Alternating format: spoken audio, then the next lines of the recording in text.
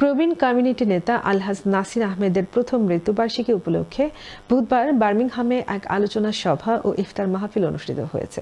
4টি সংগঠনের উদ্যোগে আয়োজিত স্মরণ সভা ও ইফতার মাহফিলের বিস্তারিত জানাচ্ছেন আমাদের সহকর্মী মোহাম্মদ আতিকুর রহমান।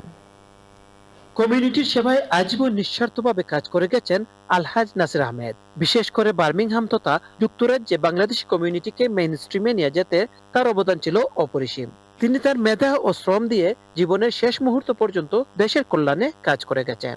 বাংলাদেশ মাল্টিপারপাস সেন্টারের সাবেক চেয়ারম্যান আলহাজ নাসির আহমেদের প্রথম মৃত্যুবার্ষিকী উপলক্ষে আয়োজিত সভায় বক্তারা এসব কথা বলেছেন।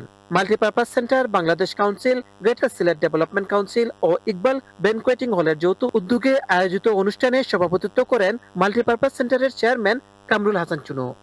এ সময় অন্যান্যের মাঝে উপস্থিত ছিলেন সেন্টারের director Fazlur Rahman Chowdhury MB, Kazi Angur Mia, doctor M A Khalik, মুক্তিযোদ্ধা এম এ হামিদ, মাহবুব আলম চৌধুরী মাখন, ফখরুদ্দিন, আব্দুল ইকবাল, মোহাম্মদ মারুফ সহ আরো অনেকে। পরে আলহাজ নাসির আহমেদের রুহের মাগফিরাত কামনা করে বিশেষ মুনাজাত করেন মাওলানা কাদির আল হাসান। এই সেন্টারের প্রয়াত চেয়ারম্যান আলহাজ নাসির আহমেদ সাহেবের মৃত্যুবার্ষিকী উপলক্ষে আজকে দুয়ার মাহফিল এবং মিলাদ শরীফ, সবাইকে ধন্যবাদ। গত বছর আমাদের প্রবীণ নেতা নাসির আহমেদ সাহেব মারা গেছেন, তিনির জন্য আমরা দোয়া করিয়েছি। বার্মিংহাম থেকে Mohammad Atiqur Rahman, channel S news.